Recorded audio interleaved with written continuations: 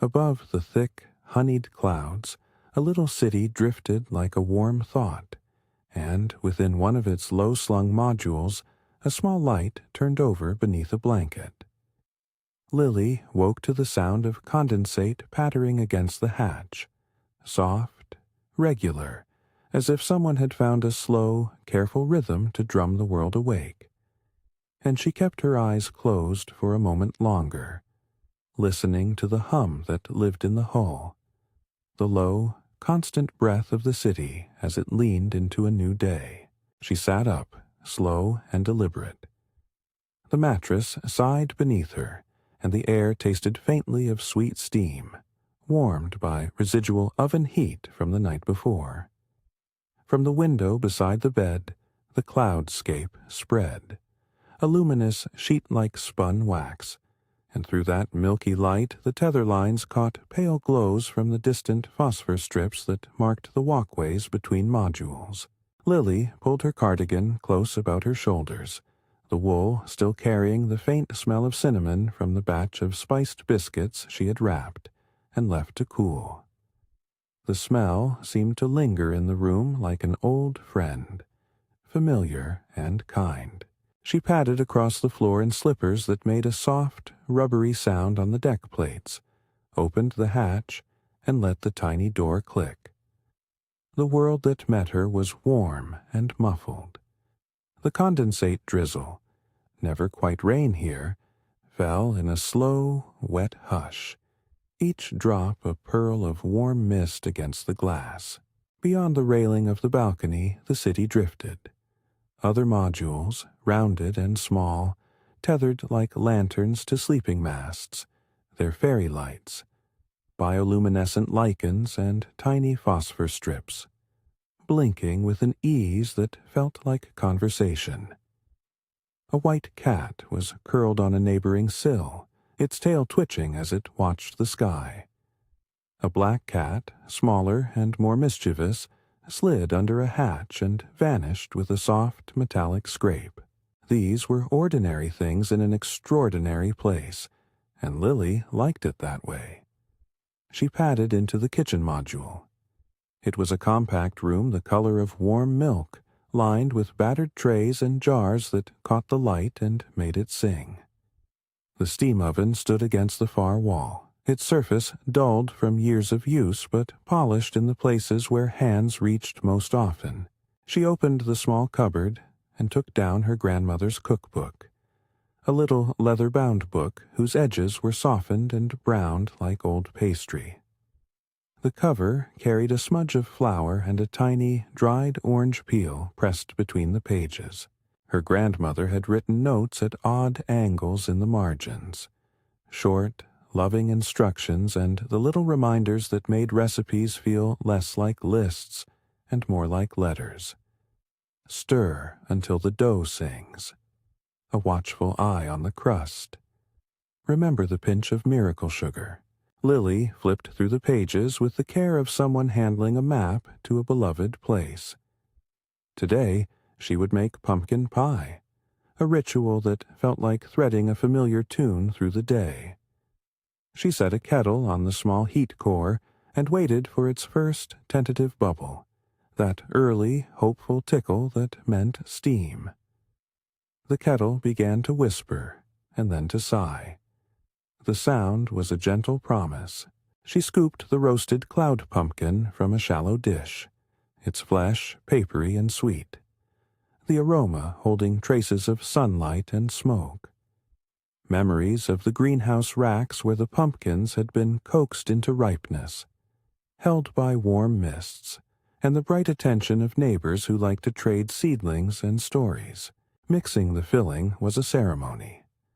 Lily measured and sifted with hands that remembered the motion, the soft clack of spoon against bowl, the small shake of spices through a sieve.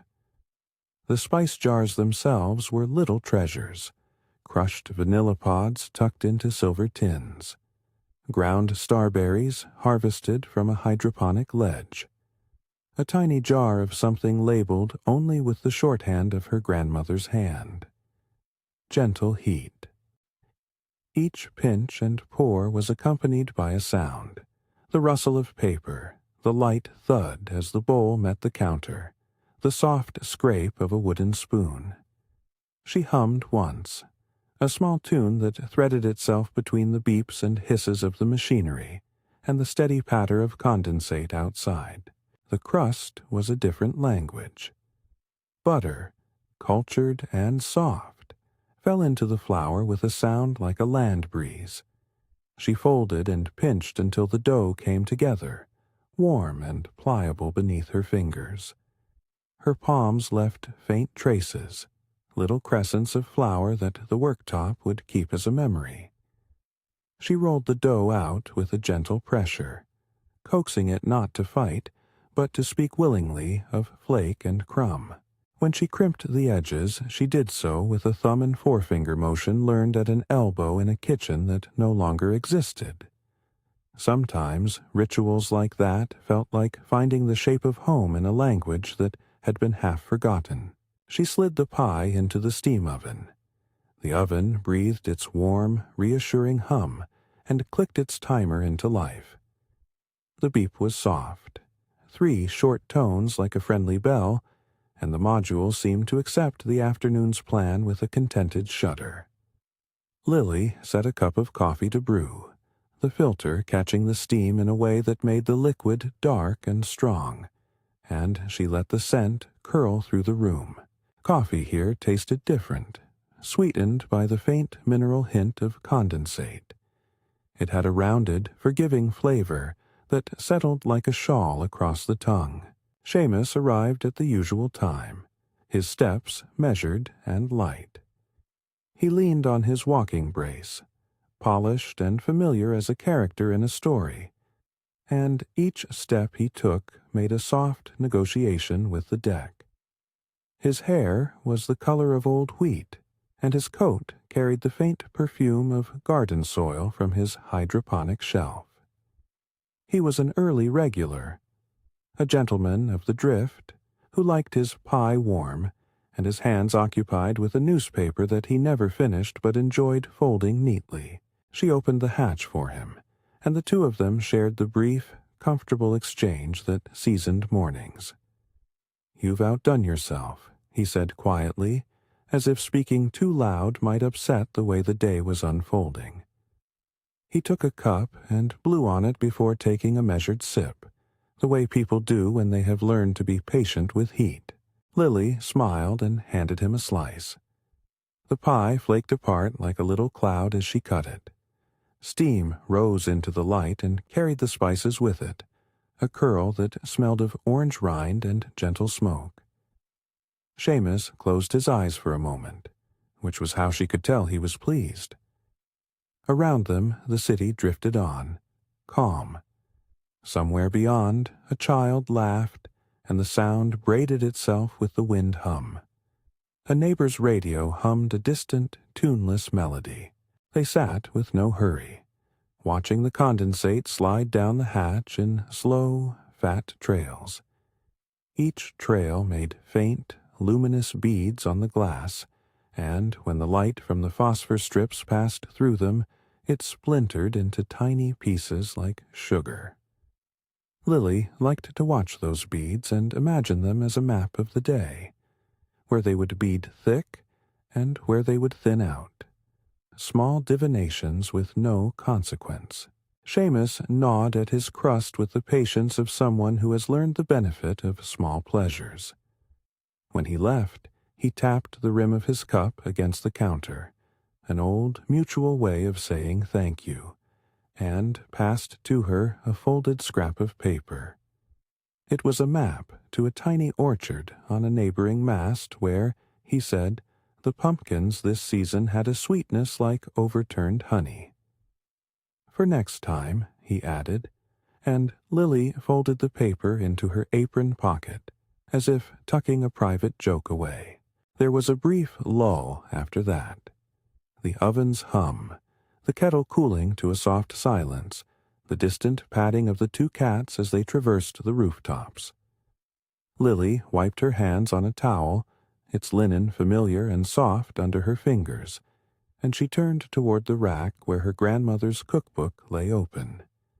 There was a margin she liked to linger on, where a note had been written in a small, careful hand. Always warm the spice. She warmed the spice, holding the jar near the heat core until the scent loosened and filled the air, and the room felt like a small, breathing thing. Beyond the window, a wind came that had the pleasant force of a hand shaking a blanket. It skimmed across the walkways and tugged at tether lines with a teasing insistence. The phosphor strips winked in reply. Lily imagined the walk down to the community square, the little combined kitchen where people brought bits of yesterday to share with tomorrow, and she wrapped her scarf, the color of dusk, about her neck. Outside the module, the deck plates were slick with condensate, and where the light struck the drops, they seemed to be made of crushed sugar. She fastened the hatch with a soft click and stepped out, the city greeting her with a mild, gusting breath. The community square was the sort of place that kept small things safe. A few modules clustered together like a handful of cups on a tray. A central mast held a collection of plants in a ringed lattice, the leaves bright with the care of many fingers. The square smelled of simmering soup and the faint smokiness of toasted seeds. Rose was there, as she often was, with her sleeves rolled and her hands still dusted in potting soil. She moved between the plants with the slow attention of someone who reads the weather in leaves, tucking a stray vine in here, loosening a root there. When she saw Lily, she waved, and the wave was small and entirely sufficient. "Blustery today," Rose said, pulling her coat tighter. Her voice had a soft edge to it, like the murmur of a thread being pulled. She rested her hands on the low rail and watched the condensate ballet for a moment. Her hair, caught with a little copper clip, shone like a note of bright metal against the bland sky. "It's not bad," Lily replied, though her shoes carried a damp smell and her scarf was spattered with tiny beads. She carried a small tin of baked apples, their skins blistered and done to a soft, yielding state. The apples had been grown in a small communal greenhouse not far from their tether, fed on a careful diet of warm light and whispered encouragement. Lily had cored and filled them with a ribbon of honey and a scattering of spice, their center kept warm and yielding. They took shelter beneath an awning, a flexible shielding membrane that looped from module to module, woven with a net of phosphor threads that caught light and made it gentle. The shield hummed faintly as it flexed in the wind, and droplets of condensate ran along its curve in slow beads. It was here, cradled under that soft arch of light, that Lily took the first apple and handed it across. Rose's face softened as she bit into it. A small, contented sound left her.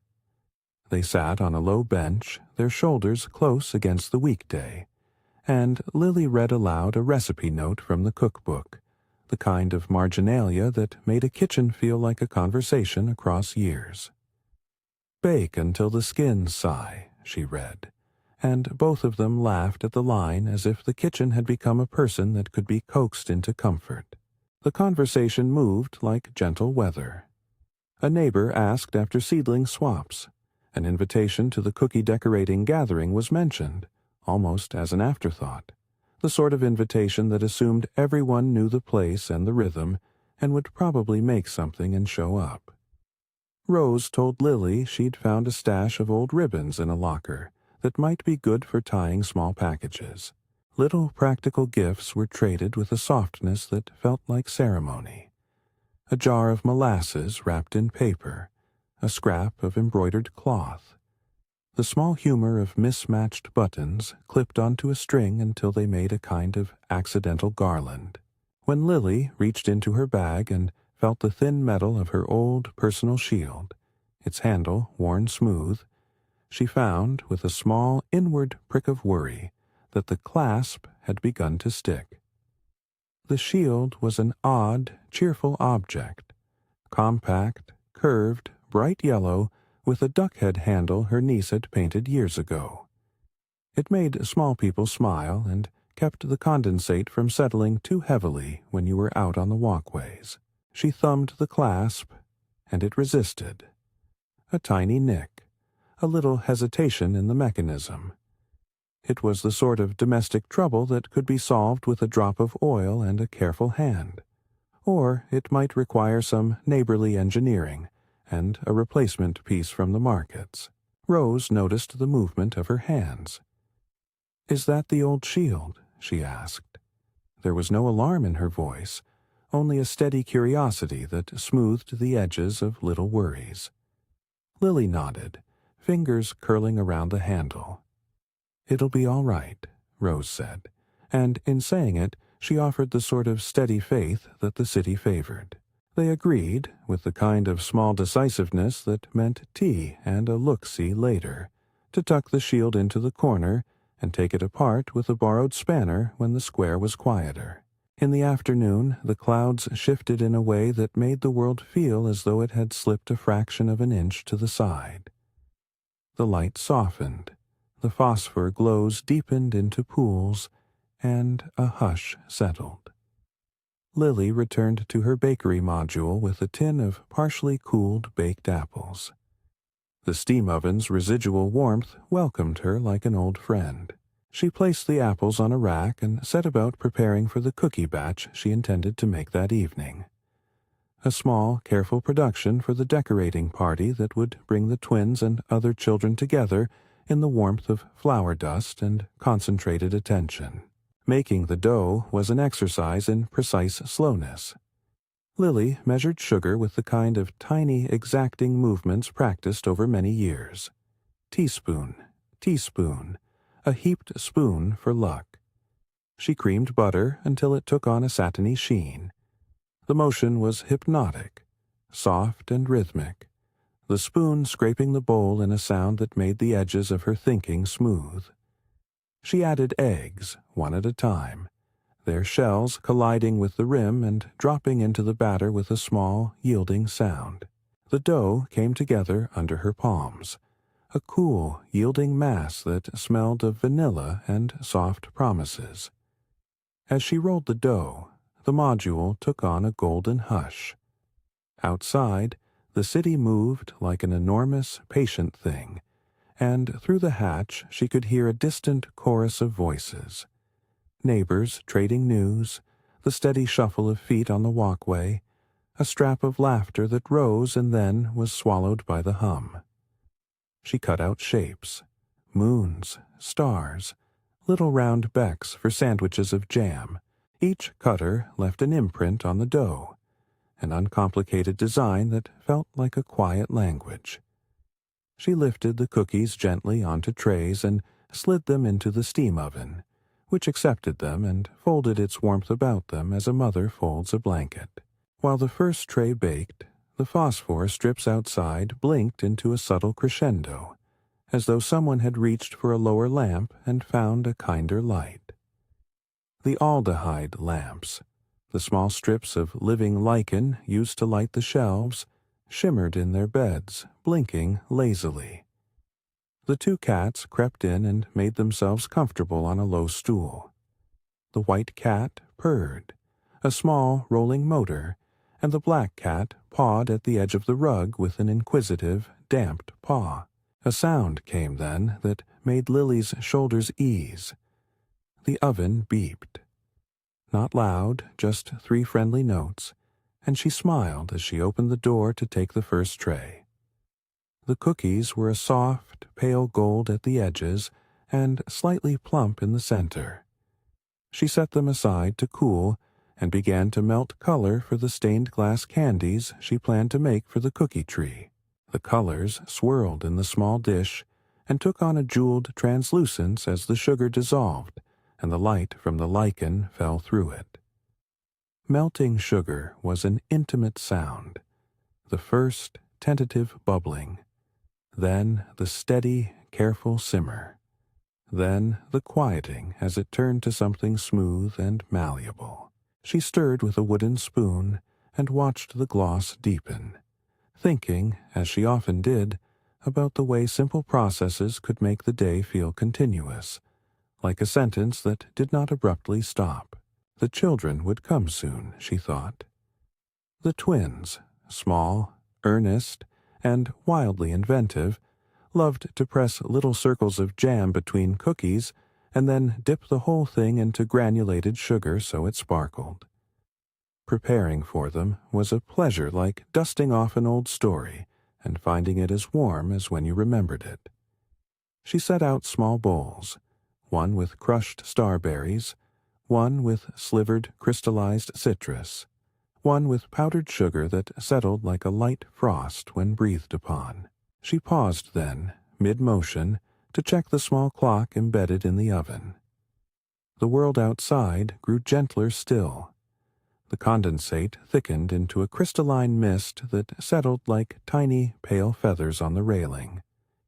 This was the city's kind of hush. Miniature, delicate aerosols that caught the light and turned it into a soft shimmer. A hush more comforting than the busiest street. People paused in the walkways to watch the glittering dust, as if it were a rare occurrence, and their pause made the day feel blessed with small things. Lily watched the crystals collect on the edge of the hatch, and imagined them as confetti from an invisible festival, harmless and beautiful. There was, for all its comfort, a small worry threaded through the afternoon. The shield's clasp nagged at her attention in the back of her mind. A small practical problem that, left unattended, might complicate the day's labors. But then, an idea took root. She could ask Seamus to take a look. He had a way with small mechanisms and a patient eye. Or perhaps Rose could recommend a tinkerer she knew in the neighboring module. These were the sorts of collusive strategies small communities used to smooth their lives. Asking for help was not a sign of weakness here, but an acknowledgement that life afloat asked for hands in numbers. Lily set the tray of partially cooled cookies onto the rack and reached for her grandmother's cookbook once more, hunting for a note about the stained glass candy. The page she turned to had a small drawing in the margin. A tree with cookies hanging from its branches, and underneath, in familiar handwriting, a suggestion. Make a place for wishes beside every biscuit. Lily smiled and traced the letters with a finger, as if to feel her grandmother's hand again in the loop of ink. She took a slip of paper and tore it into small rectangles, intending to write one-word wishes to tuck beneath the cookies later. Wishes here were simple things. Warmth, bread, smiles, the kind of quiet aspirations that kept the city tethered to gentle hopes. A small sound at the hatch made her look up.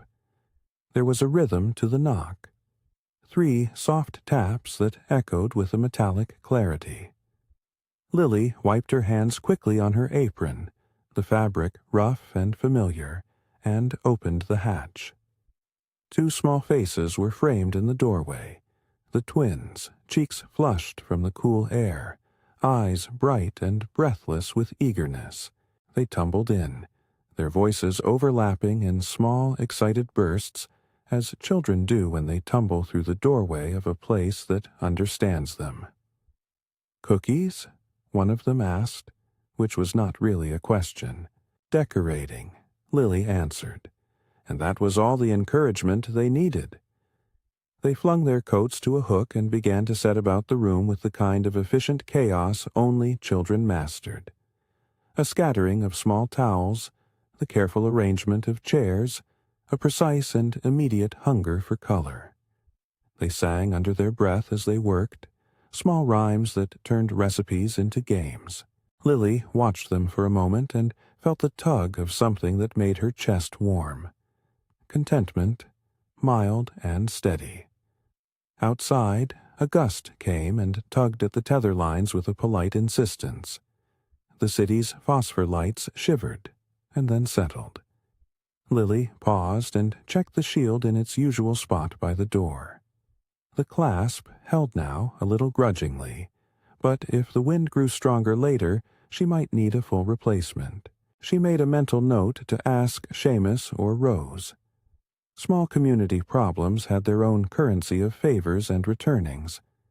As the twins set out their bowls and opened the small tin of stained glass pieces, Rose arrived with a crate of dried ribbons and a hatful of tiny lights, the kind you could weave into a child's hair and turn their face into a constellation. Her hands were smudged with potting soil and sugar. When she laughed, a sound that resembled the chime of a small bell, Lily felt the shape of the afternoon resolve itself into something steady and soft. They worked in companionable silence for a while, broken only by small sounds, the scrape of a spoon, the soft shake of sugar, the occasional chime of the kettle as it gave a last, satisfied bubble. The children pressed their cookies into shapes, filled centers with jam and tiny jewels of sugar, and each cookie became a small relic, a thing made to be admired and then gladly eaten. Lily pinned a little card beneath a tray, scribbled in her grandmother's shorthand, for the wishing tree, and tucked a single word into its fold. The room filled with warm smells, caramelizing sugar, orange oil, browned butter. A quiet, comfortable clatter came from the street as neighbors passed by and peered in, smiling at the sight of tiny hands covered in flour. Someone left a basket of small bulbs on the doorstep for the rooftop garden, a soft, bioluminescent variety that promised tiny lights come spring, and the twins gasped and debated where to plant them as if they were deciding on a map. There was a moment, as the cookies cooled on their racks and the children paused to tie ribbons around a small metal tree that would hold the cookies like ornaments, that Lily felt the room settle into itself. The light through the hatch dimmed to a gentle amber. Something like trust filled the space and made every exchange the shape of a blessing. Outside, the city drifted, untroubled, and the condensate hummed on the hull like a distant lullaby. It was in that soft, onward movement that a quiet chime came from across the square. Not the usual sound of a hatch or a footstep, but something gentler, like the giving of a small gift. Lily's hand, still faintly dusted with flour, stilled on the edge of a tray. She looked up and noticed a cluster of people gathering by the rail, their shapes dimmed by the hanging mist. The light from the phosphor strips pooled and spread, and in that pooling, for an instant, the city looked as though it had been lacquered with gold. Rose caught Lily's eye and nodded toward the group. "I think they want to practice the new float shield," she said, voice lowered to match the hush, and there was the smallest lift at the corner of her mouth that meant something kind was underway. Lily's chest warmed at the thought. The shield, bright and patterned with small ducks, had been a companion to her and to many small errands. The idea that neighbors might be gathering not for spectacle but to tinker, to test, to offer help, felt like the city taking care of its own. She finished placing the last of the decorated biscuits on the tree and stepped toward the hatch, the laughter of the twins trailing behind her like a promise. She did not know yet whether the clasp would be mended with a drop of oil or would require the small, cheerful alchemy of many hands. She did not know whether the cookie party would spill across the square or whether the bulbs would be planted tonight. The city moved on, the condensate kept pattering, and the oven hummed faintly in the background, keeping time with the beating of the day. If this calm journey has found you, a gentle follow helps bring more like it, Lily thought, an aside to the quiet. But the thought was as light as a feather and tucked away, more of a wish than an ask, a soft invitation folded into the rhythm of flour and steam. She opened the hatch and stepped out into the small, glittering air. The neighbors were already assembling, faces bright and hands busy, and there was, in the way they moved, a promise of repair. Lily threaded her way through them, the duck-handled shield wrapped in a protective cloth under her arm, and felt the city's slow, certain tilt as it drifted above the honeyed clouds. The light bent and beaded on the condensate. The phosphor strips blinked like patient stars, and the whole place felt anchored by an unspoken agreement. That small troubles could be softened with kindness, and that together they would make the ordinary into something worth remembering. Seamus was there, by the rail, a toolbox at his feet, smiling in a way that kept his eyes warm. Rose had a bundle of ribbons and a confident set of fingers stained in soil. Children clustered at their knees, curious and eager. Lily handed him the shield, and he took it as if he were receiving a relic. He examined the clasp with a practiced eye, turning it in the light and listening to its small protest. "It's only a little stubborn," he said. "We can fix stubborn." His voice was steady.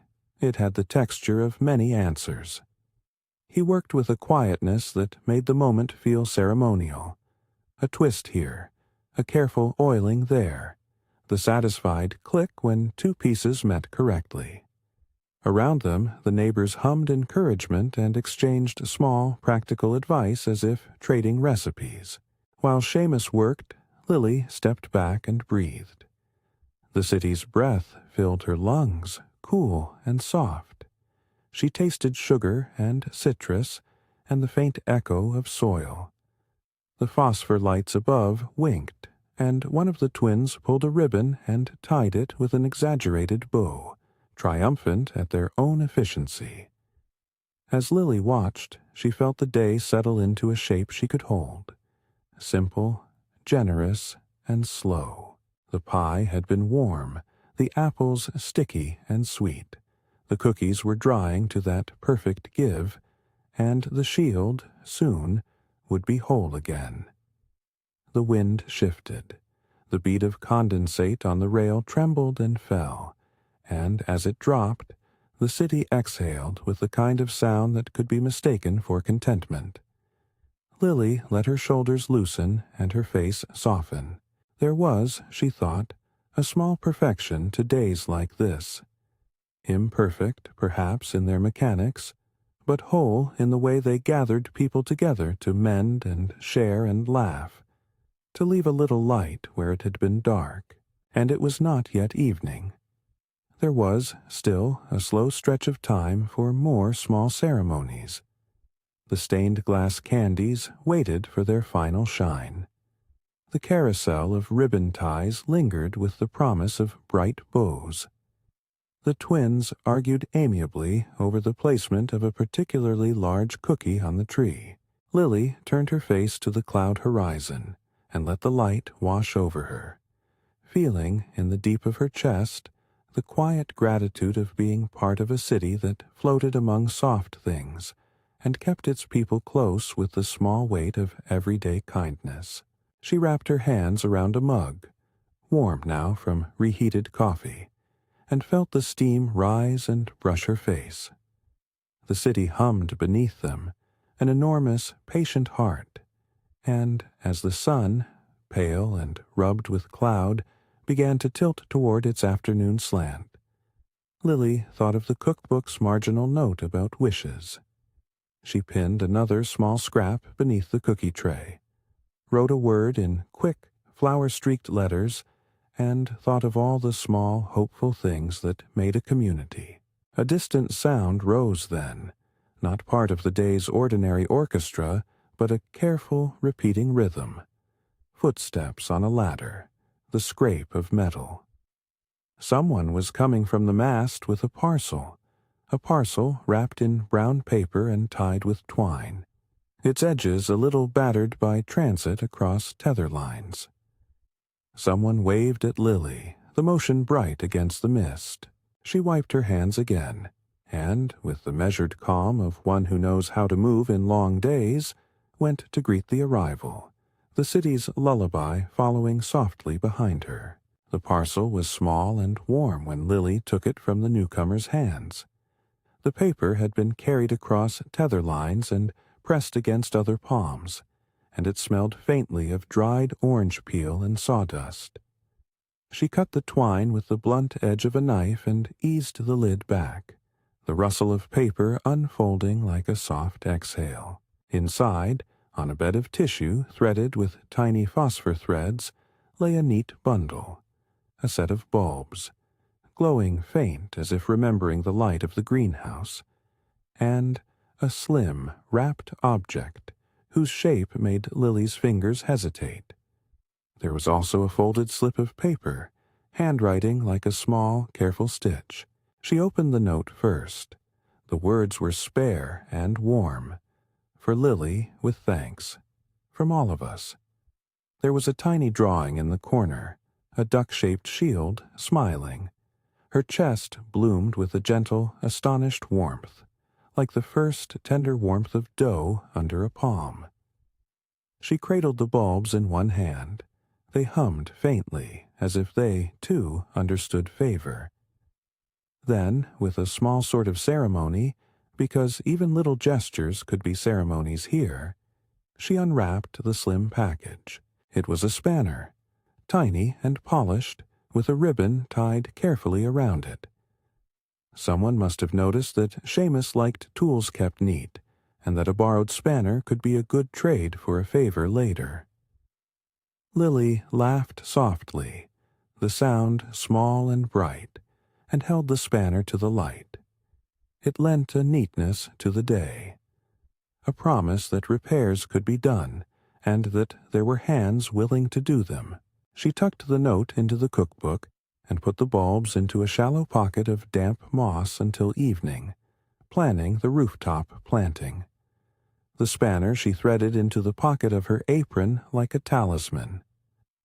The parcel was not the new shield. It was a kindness of a different kind, an offering of tools and future shoots.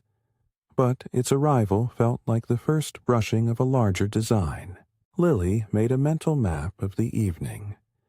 Cookies drying, fudge to be made, bulbs to be planted, neighbors to be thanked. The city outside shimmered, patient and buoyant. When the oven hummed its way to readiness for the fudge, Lily readied a double boiler in a small, careful way. She liked the double boiler because it made the world go slow and deliberate. A pot of water on the core that breathed, and above it a bowl that held chocolate like a secret kept warm. The steam rose in a thin, perceptible ribbon, and she measured the chocolate in small clacks. The sound of pieces meeting the bowl like little voices finding a choir. She chose 3 flavors with the kind of affection people reserve for familiar friends. Peppermint for a bright note, orange for a warm, sunlit roundness, and hazelnut for a slow, nutty generosity. Melting chocolate is a choreography. Lily held the bowl over the hot water and watched the edges soften, the first glint of gloss appear, the surface smooth as a lake. She stirred with a wooden spoon that had been nicked from her grandmother's drawer. The spoon moved in patient circles. The peppermint oil she added in tiny drops, careful as counting coins. The orange she zested with a small rasp, the aroma lifting and weaving with the chocolate's deeper voice. For the hazelnut mix, she folded in roasted, crushed kernels that made a gentle, brittle sound as they met the melt. Flecks of brown that bobbed like small boats. She ladled each velvet mass into small square molds and watched it settle, glittering.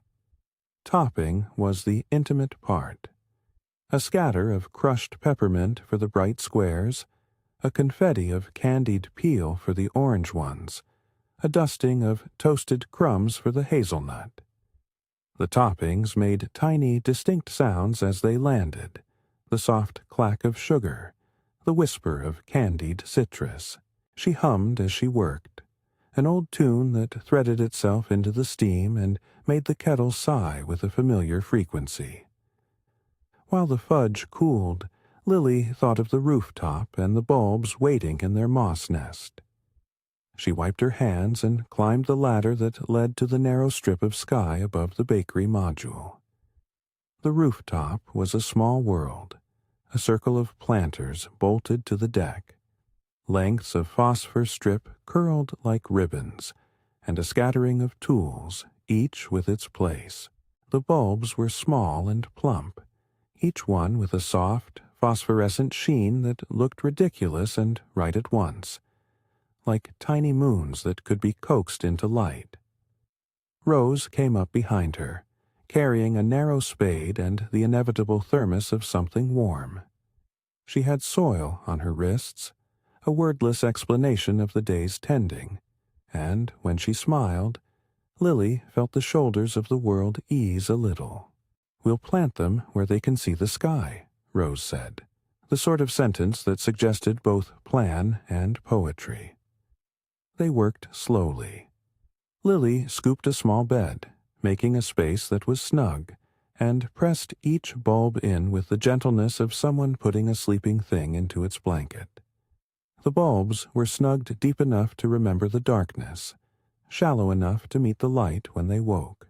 Rose tucked a small ribbed stone by the row, an anchor if the bulbs needed one, and pressed it down. The stone hummed with a faint, pleasant warmth, like a memory of sunlight in the city's dim world. Under their hands, the rooftop was alive with small noises. The scrape of metal against deck, the soft pat of moss being tucked into place, the tiny clink as a spade met a ring bolt. The two cats had followed them up, curiosity being a powerful law, and prowled around the planters, tail tips flicking, noses close to the earth. The white cat rubbed a cheek against Lily's ankle, and she laughed softly and brushed it away, feeling the fur like a warm patch on her palm. They planted a little circle of bulbs and left them with a ribbon, the same ribbon style that had been in the crate earlier, tied in a small, jaunty bow. "For the wishing lights," Rose said, and Lily nodded because it felt exactly the right name for them. They would, one day, glow from the rooftop and make the night less like a void, and more like a stitched blanket of small stars. Back inside, the fudge had set softly. She cut the squares with a warm knife, warm so the chocolate wouldn't crack, and set them on a tray. The peppermint squares smelled sharp and clean. The orange squares smelled like a tiny, bright afternoon. The hazelnut ones smelled like a glass jar full of old stories. She wrapped a few in waxed paper and tied them with a scrap of ribbon, thinking of the neighbor with the small boy who loved hazelnut, thinking of the woman at the mast who had once given Lily a spare packet of yeast when her bread had been thin. Evening drew its soft curtain earlier here, the sun behind the clouds dimming the city into gentler colors. Neighbors drifted through the square, drawn by the smell of chocolate and the sight of a seedling ceremony finished. Someone had strung more phosphor threads between modules, and they hung like a quiet constellation. A small crowd gathered, not out of necessity, but out of the pleasure of each other's company. It was then that the day's little tension chose to reveal itself again. The old shield, still folded into the cloth by Lily's side, had been through its test. Seamus had coaxed it with the spanner and a patient thumb. But when the wind took a playful, insistent turn, the clasp caught with a sharper protest than before. Lily's hand went to the handle. The clasp made a noise like a small bone settling, and it stayed half closed, refusing the ease it had promised. The children watching glanced up with eyes wide, the nearest twin's knuckles white on the rail. "It might not hold if you take the lane tonight," Seamus said, not frightened, only factual, as if handing over the truth like a spoon of hot soup. His face was full of an expression Lily had come to trust. Calm, steady, kindly. He had a box under his arm now, something he'd been carrying from his corner of the square. "We could take it in turns to sew up a better clasp," he suggested, and his eyes found Lily's with the gentleness of a plan. The crowd murmured, and before Lily could answer, a woman from the next module, Mara, who tended the string bean lattice, stepped forward with something tucked under her coat. She unfolded it, and the square gasped, as if the motion had been planned to make a small theater out of the moment. There, bright as a neat sunrise and light enough for a child to carry, was a new shield. It was not the same as Lily's old duck-handled charm. This one was slender and curved with careful joins, painted in dappled blues and pale gold, with a handle shaped like a little wave. Someone had sewn a small pocket inside for matches, a place for a folded recipe or a note. Across the front, in careful hand lettering, were the words, "For Lily. Keep floating." The hush that followed felt like a held breath. It was absurd and perfect and utterly right. In the soft, slippery light the shield seemed to glow as if it had been waiting for this very evening. People smiled and stepped forward, passing it from hand to hand like a votive. Children reached out with reverence, adults with quiet delight. Lily took it gently, the way you take a bird from a child's fist. Her fingers went around the handle, and she felt for a moment the small, idiotic desire to burst into a laugh and a cry at the same time. The warmth that rose in her cheeks was not just from gratitude, but from the shape of belonging that had been made visible. It was not that she had needed the shield. She had wanted the city to notice, and the city had responded as it always did, with a generosity that felt stubbornly like love. Seamus had a small, secret smile as he watched her. Rose's hands were clasped together, and a few neighbors wiped a face or fixed a ribbon they had not noticed was crooked. Someone produced a tiny, imperfect crown of woven phosphor threads and plaited it at the top of the shield like a herald. It looked ridiculous and splendid. "We all have things that wobble," said Mara lightly, as if reading from a page she'd memorized.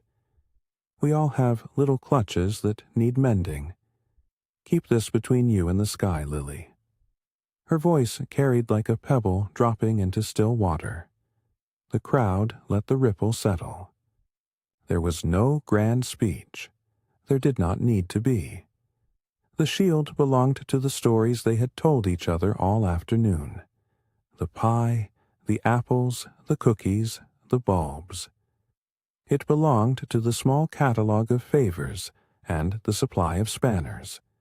It even belonged to the twins, who had tied a tiny bow made from the ribbons for the handle. Lily felt everything tighten into a clear, warm knot inside her chest. They celebrated with the quiet means their city had. A shared platter, a passing of plates and plates of fudge and cookies, the glow of strangers' delighted faces. Lily cut a wedge of the pie that had kept warm in the oven and handed it to Seamus, who tasted and declared it a triumph. The kind of phrase that made her feel invisible threads being stitched into a visible fabric. When the plates had been cleared and the children had been shooed to the small corner where songs were sometimes sung, a pocket of people stayed on the rooftop, drawn by the newly planted bulbs and the warmth of the shield. They drank from chipped mugs and listened to the soft, good conversation of neighbors catching up. Lily found herself speaking less and feeling more. Words seemed surplus in that bright, close company. She allowed Rose to tuck a stray curl behind her ear and accept a foil-wrapped piece of orange fudge, which she bit into with a small, satisfied sound. The city shifted in its slow orbit, and the phosphor threads made a private kind of night around them. Nothing like true darkness, but something calmer and deeper, like the color you get at the exact moment a lamp is turned down and the room keeps its soft gray. Keep it near the door, someone advised, and it was not merely a practical instruction but an invitation to a ritual, the small act of taking care of what takes care of you. Lily promised by nodding that she would do so. She lifted the shield and stroked its curve, mapping the grain of its painted surface. Later, when the square emptied and the twins had been tucked into warm nests with biscuits and a story, Lily returned to her module carrying a small plate. She set the shield on the rack by the hatch, as if it were a guest receiving a rest after the applause. The cats circled as if they wished to note the day's change. The white cat flopped beside the warm oven and exhaled a purr that made the metal chest vibrate. Lily felt the soft fatigue of someone who had given much and received more, tired in the pleasant way of a good day's kind labor. There remained a small task, to finish the final touches on the cookie tree and tuck the little paper wishes under the tray. She trimmed crumbs with a careful finger and wrote one more slip, this one private and anchored by the sound of the city. More soft mornings. She tucked it beneath the tray as if hiding a secret small enough to be kept by her own hands. She washed up then, slow and mindful. The dishwater made a faint, shimmering surface, and the sponge slid with a quiet, satisfying scrape that could have been a lullaby if it were sung right. She set the clean cups to drain, and got out the cookbook to press between its pages that tiny seed map Seamus had given her earlier. She did not put it away carefully so much as fold it into the place where hands would find it again, in case tomorrow demanded pastry and a memory of an orchard. Before she went to bed, she reheated a small cup of coffee and took it to the hatch. The city outside was a soft, mottled glow. The phosphor strips had dimmed to a comfortable, companionable twinkle. The bulbs on the rooftop gave a faint blush of green that seemed to promise future light rather than immediate spectacle. The tether lines hummed a steady, distant note. Above it all, the cloud sea was a gentle moving thing, a bed of slow ocean that made the modules feel cushioned and safe. Lily sipped the coffee and felt the warmth move through her like a small lantern. She rested her hand on the new shield, as if to make sure it was real, and found its surface cool and steady. There was a little plaque inside the handle where neighbors had written their initials in a single looping line.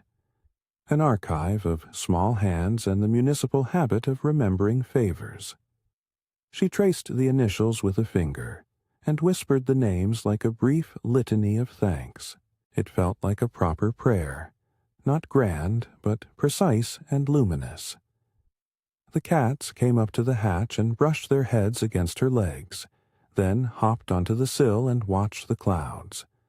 The white one stretched and draped itself over a ledge like warm pastry. She felt the soft presence of others, the invisible hands that had wrapped the shield, the murmured bargains that had ensured spares of ribbon and spare spanners, and it tethered her to the city in a way that made the day's small anxieties shrink. She closed the hatch with a gentle click and moved through the module to change into clothes she kept for night. A long, soft jumper and trousers that made no sound. The mattress welcomed her like a familiar phrase, and she lay down with the cookbook on her chest, as if to feel the weight of memory pressing gently to her bones. The phosphor strips through the hatch, painted pale shadows across the ceiling. She thought of the bulbs snugged on the rooftop, of the biscuits cooling to a perfect give, of the fudge glinting in its wrapper. Warmth gathered in her limbs and made each attention feel slow and necessary. Her last thought before sleep drifted properly was small and clear. That home was not a single place, but this continuous stitch of small acts. A shield offered, a spanner polished, a child's ribbon tied with exaggerated pride. All of it held together the many small reckonings of life afloat. Above the honeyed clouds, in a city that lived by quiet rituals and the slow trade of kindness, the ordinary had been turned to something extraordinary by the simple fact of being shared. Outside the module, the city breathed on. The condensate drummed its steady, small rhythm against the hull, a patter that seemed to count the night. The phosphor lights blinked like patient stars arranged for a private audience. A soft breeze eased along the tether lines and the modules tilted, all in time, as if the whole place were settling into a deeper dream. And if you would like to float along on another of Lily's small, slow days, there will always be more mornings to set an oven for, more bulbs to tuck, more shields to admire, and more slices of pie to share. Follow, if you wish, and the city will keep its lanterns lit for you. For now, breathe with the hum of the hull. Let the warm condensate patter lull your thoughts to calm, and rest as Lily rests, safe under the soft weight of a shared sky.